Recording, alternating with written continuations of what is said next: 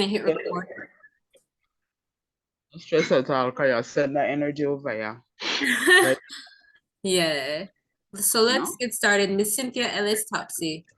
My Mm, mom, um, mm, what is it? I want to be able to introduce you properly based on all of the lives that you have lived before we get into today's topic. Um, so I want to give you the floor, like what I have remembered you professionally wise for are your accolades with like the Kellogg Foundation and mm, mm, working as diplomat in CARICOM, uh, mm, having studied in The Hague in Holland, and mm, having 5 children and being one of the movers and shakers in the women's movement. I know a lot of people think that they know about the women's movement. You actually lived it in the Caribbean and the United States. So share a little bit or as much as you'd like as to your background in those arenas. And I'm going to mute myself so that there's no background sound. mm. So, Well, Ellis. mm, well, a lot has happened since we spoke last. In terms of how I experienced my life and all those accolades that you were listing off just now, are not really the most important thing in my journey. The most important thing in my journey has been um, children, grandchildren, family, and also appreciating. Like I've been retracing, I've been on a pilgrimage of going back to the places that God has taken me and reinterpreting or redefining the journey, you know? And so I have a deeper appreciation, for example, for my mother and father. Not that I didn't appreciate them before, but especially being a grandparent and interacting with people in the world, realizing that a lot of the challenges have been due to disconnection or deterioration of family. However, we define family, you know? And so the journey of having been through traveling around the world um, was based or has been based on the treasures, the legacy of those people who came before me. Relatives who are blood, and also those who are not blood related. I'm also getting a deeper appreciation of being Garifuna woman, the Garifuna journey, the indigenous people, the uniqueness of the Garifuna people as people who embrace people from all walks of life from around the world. We not only have had an openness to receive other people, but also to work along with others with open mind and open hearts. So being a pioneer in the women's movement made me realize that the appreciation of family distinguishes me from many of my colleagues. I'm not saying that they don't appreciate family, but they put their career first, and that's not a critique, but I put family first, meaning that I wanted to get the best of all worlds. I was going to have children, and I had children and many grandchildren, and that was considered very unusual So by career women. let's backtrack up a little bit because you were one of the first women to go to St. John's College. That was back in 19, help me with the math here. 1970. It would have been like around 1970 or 1968, 69. 1968. So that But was let me correct. I didn't go to St. John's College. It was St. St. John. Michael's. St. Michael's. It was an all-boys school. St. Michael's was an all-boys school. Yeah, it was my How, all-boys school. so let's backtrack as to taking stock. You talk a lot about family and legacy and how that you always knew that you wanted to have children. What was it that was instilled in you by your parents? And talk a little bit about Granny and Gram and why, how that impacted you to be influenced in a particular direction of being family oriented. Did you get it from them, or did you get it from somewhere else?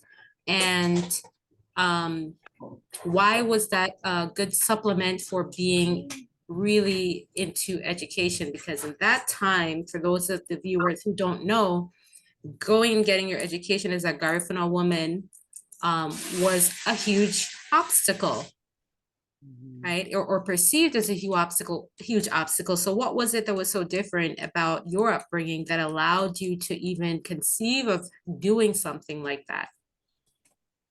Well, as Garifuna people, we hold education very highly. And my parents and grandparents and those who came before were educators within the system. I really want to clarify that education has two tracks, the formal one and the one that takes place within the home. And I would say the village. My early years of growing up, I learned a lot at home. My grandmother had a very part in my life. As a young child, I remember looking at my grandmother. I mean, more is caught than taught in the education, you know, it's not just going into a building and you are being told X or Y or Z. It's watching the way how the elders conduct themselves, listen to the language. There are certain principles in the rites of passage that I cherish and hold dearly.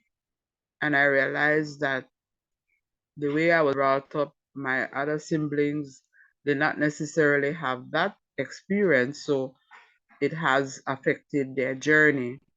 So a lot of what I learned at home. Our dad, made sure, for example, that there were books that were brought in the home where I learned to read about enslavement. I actually was in an environment that was intentional, you know. So he would bring movies and slides and pictures of cultures from around the world. He would also, and our mother as well, would take us to around the yard to learn about plants. If we were traveling different parts of the country, he would ask us a lot of questions and teach us many things, you know. So education is not just the formality, it's also observation and interaction with people in the community, you know. And so I always say that even though I had two parents, I was blessed to have two parents, I had many parents, so to speak, in the community, like aunts and uncles and members of the village were my parents. They took care of me, they looked out for me. And even when I would leave the geographic location of the village or the community, there were people in those geographic areas like Belize City who continued to care and look out as if they were my parents. You know?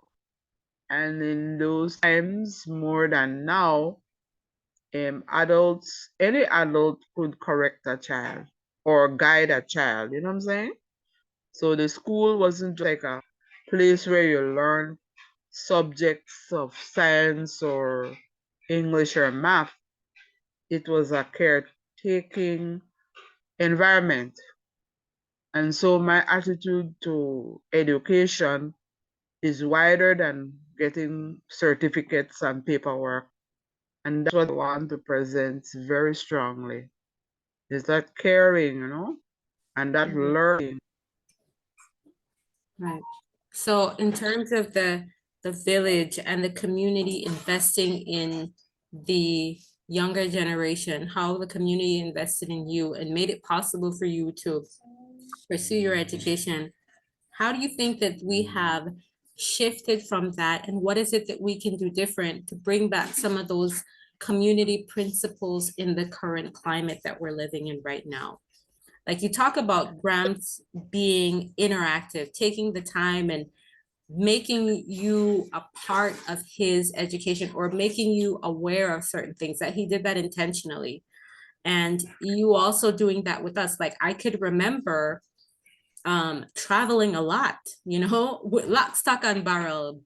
You would take us everywhere. And I do that with my kids as well, but it has become a struggle. Like it's not as easy as it was when I was growing up with you, where a lot of provision was made for you to be able to have sort of kind of your so-called career, but still consider your family within the dynamic of having to move to another country or going to work or those things. How do you think that that has shifted, and what do you think we can do to regain that?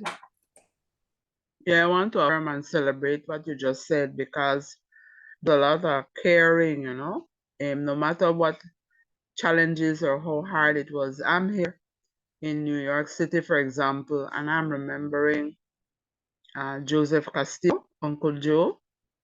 And before I arrived to New York, he would always make provision. I remember when you were a baby, he made sure that we had stroller, we had everything that we needed so that I could move around with you. He would meet me at the airport. He would take me to the different places that I needed to go. So it was very beautiful, and I want to make sure that I always celebrate and acknowledge the people who gave me support and have continued to give me support. However, I think it is the kind of energy that I bring into relationships as well, where I am also a very caring person. And my parents and those around me were very caring. And sometimes I want to look beyond the judgment that we often have, like my mom would always be in church and with the church ladies and so on. And maybe people would scoff at that, but perhaps, not perhaps, I knew it was a support system for her, So it was that these were the ladies, or maybe she will buy her bolito, and there would be like maybe some scoffing around that. However, the fact that you had this person that you would interact with on a daily basis, it was more than just purchasing of bolito. It was a opportunity to fellowship, Excuse me. So as who cared, a lot of people, So like we Miss Pat, no, let me say my aunts, right? So there would not have been a daycare or child care in Angrega at the time when we were growing up in a formal sense, But I knew that my aunts and my cousins would be available to give that support. Imagine I would be leaving to take a bus at 5 o'clock in the morning and leaving you and your sister.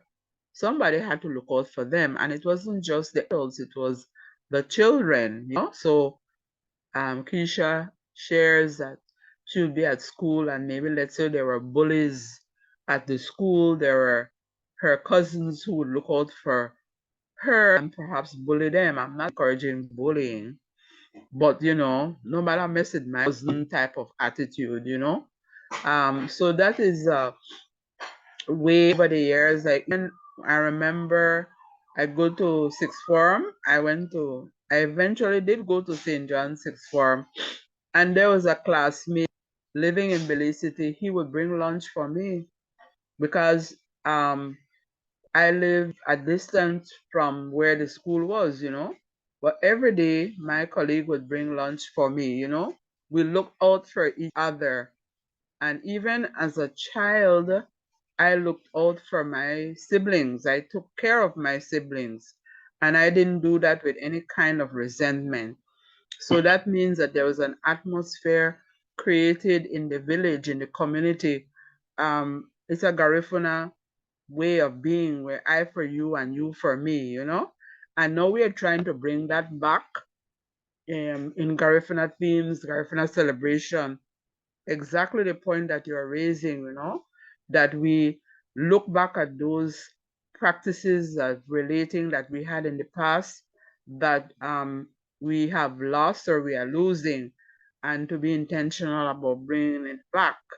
So that's what I see for the future, that each of us has treasures, memories of what was positive. I mean, not everything of the past was positive, you know. I mean, some of the caretakers or some of the elders were cruel. And so I'm not going to present a fairy tale impression of our journey, you know what I'm saying? There were, I mean, children were physically whipped, beaten, if there were things that they did that were not acceptable to the elders. And that was wrong. I remember as a child of about, I would say about 3 years, I remember being beaten by a nun. I mean, what's that about, you know? Maybe we were making noise. I don't know what it is we were doing, but as each of us left the classroom that day, we had to stretch out our hand to be beaten with a stick on our hand, you know, and then there Yeah. were things like that. So it was, I just choose to bring out the positive elements, the relationships, but I want to be sincere that there were also very negative. I mean, for example, you were punished if you spoke your language in the Right. school. Right. So Garifuna, let's let's let's concise, let's make that these arguments, not arguments, make these arguments a little bit more concise for the audience, because I think that a lot of people on my platform don't really understand what Garifuna is, what Garifuna Duo is.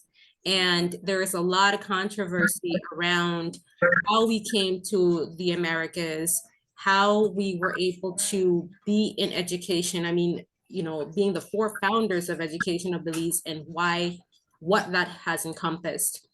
So yeah, talk a little bit about our history as Indigenous people and how that affected, um, how that was perceived by other groups in Belize specifically. And then let's talk about the relationship with the Garifuna religion as it meshed with Catholicism, and why that has encompassed a shift in how people have a different concept of moral fiber and how that affects family.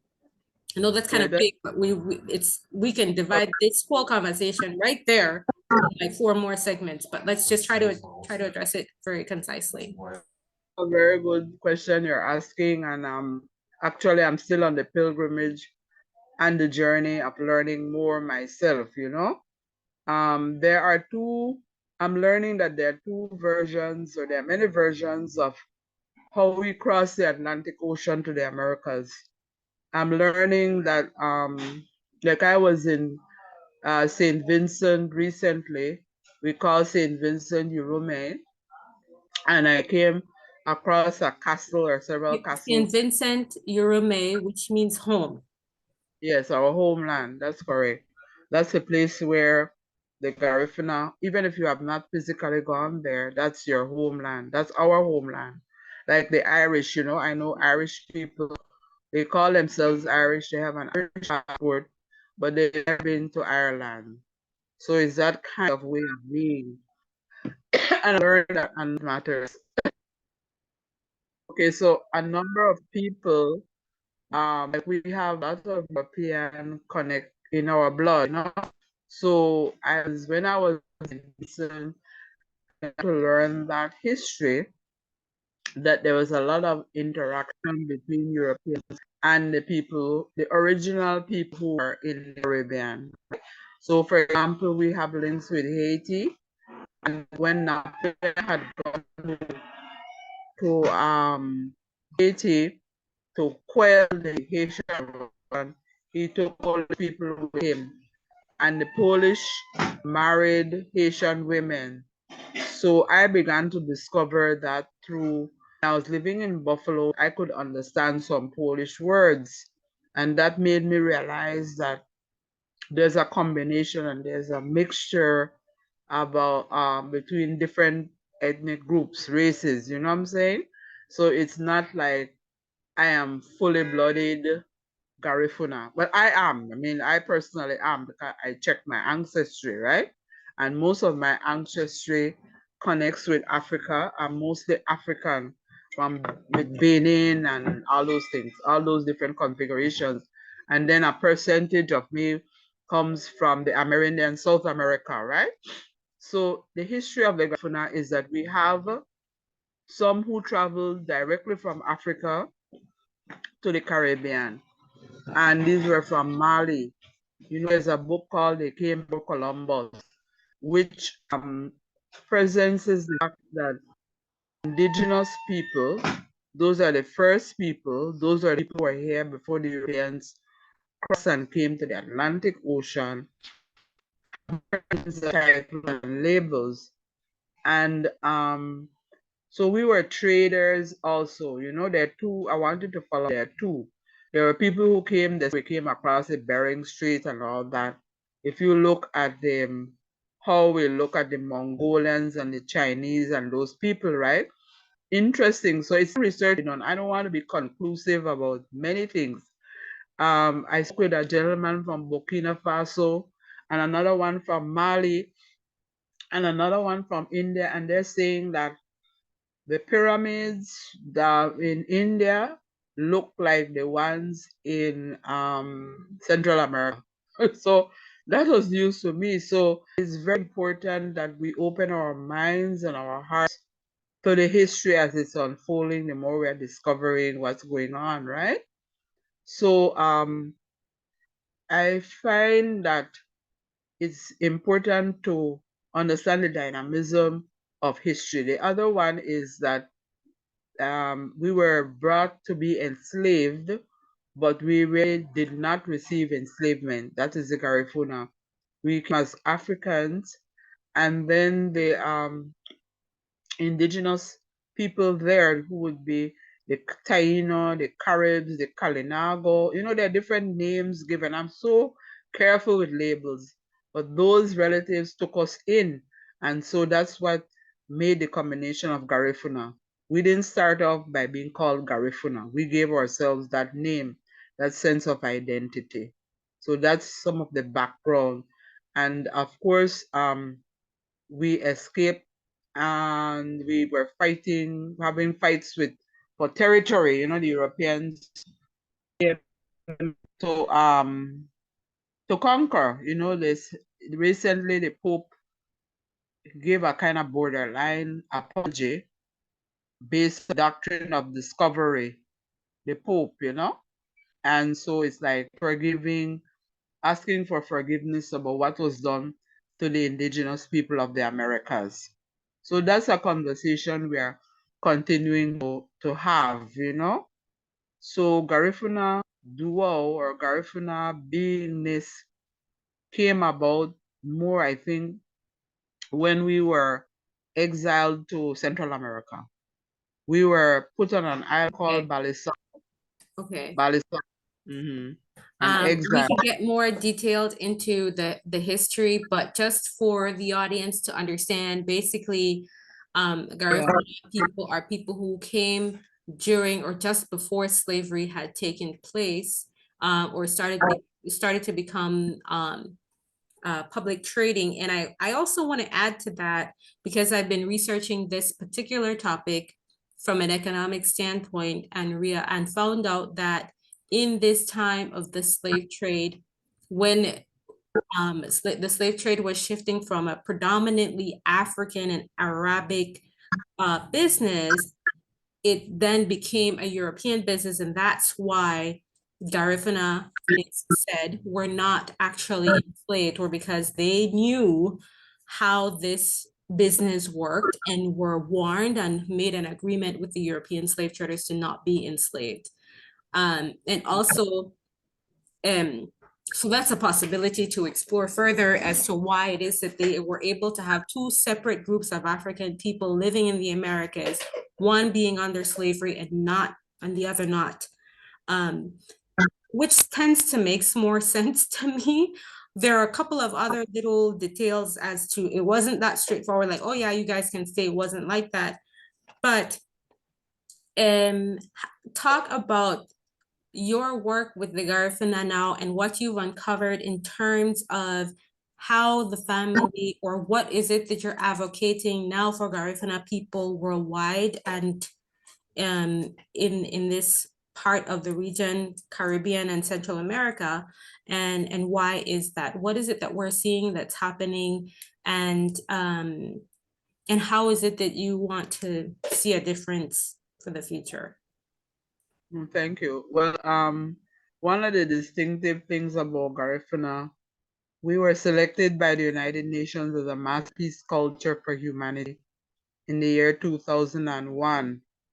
And I think one of our calling is the fact that we embrace many cultures. We are a bridge. We appreciate people from all cultures and all walks of life. And that is why the Catholic Church saw it good for the Garifuna, for us to be missionaries throughout the country, you know.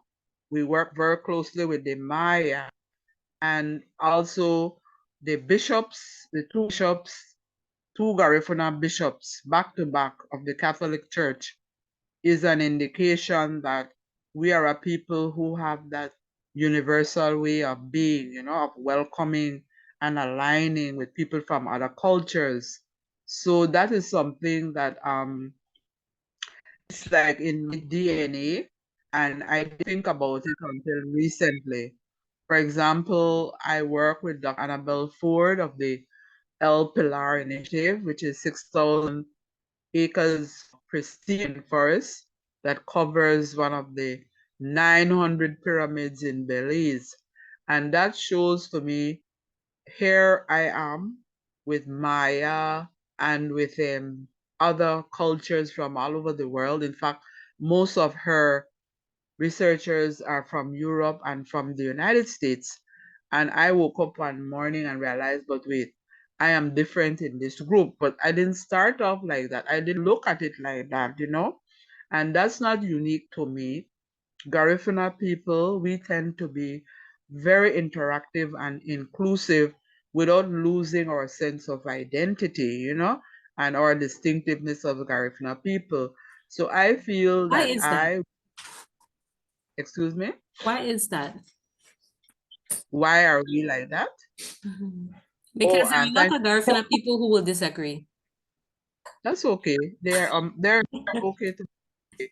I had the privilege of sitting down with recently chief of First Nations Delaware here in the United States, right? And he told me something that really made me learn about me and us. He said that for many years, the chief, the what they call themselves, the Sand Hill tribe, they interact in the US culture, right? As if we say, I put on my suit, I put on my tie, and I go and I work amongst the other cultures, the other people, and I will look like them. However, I did not lose a sense of who I am. We would gather on a regular basis and do our cultural rituals to maintain our knowledge of self. So after years of that intentionality, they where they had people who were educated in all walks of life, they decided that they were strong enough then now to begin to assert themselves as a distinctive cultural group. And that is what they're doing. And that is what I see the Garifuna we do.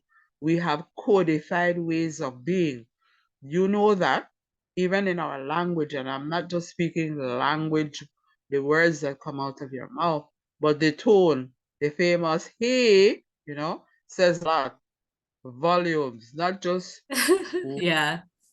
but even your body language, So, like for example, the Our Father in Garifuna, which we can get our entire church to sing, is codified, because we are doing you who do not know would say you are just singing the Our Father, but we who know have connected. The little finger is a connection for humanity. It's a big symbol that even that small little finger can bring all of us together in unity. So it's a prayer that is a prayer of surrender, words coming out and your body moving along with it. So those are small examples of how Garifuna people have contributed. We are the only group in Belize that has a holiday for ourselves. No other ethnic group has it. And everybody celebrates along with us. So that's another example. The big drums, the shaking of the shaka. Even here in the United States, you would be amazed to know that even from the time I walk on the plane, because I didn't have time to change my Garifuna outfit, everybody was complimenting. They were joyful. They were happy. They love the colors. They love the way they themselves want to have that kind of colorful expression that we have. When we have the November 15th, it's not just Garifuna celebrating and dancing. Everybody, and I find that every time if we are doing our rituals like in a hotel or on the streets, I see smiles on people's faces.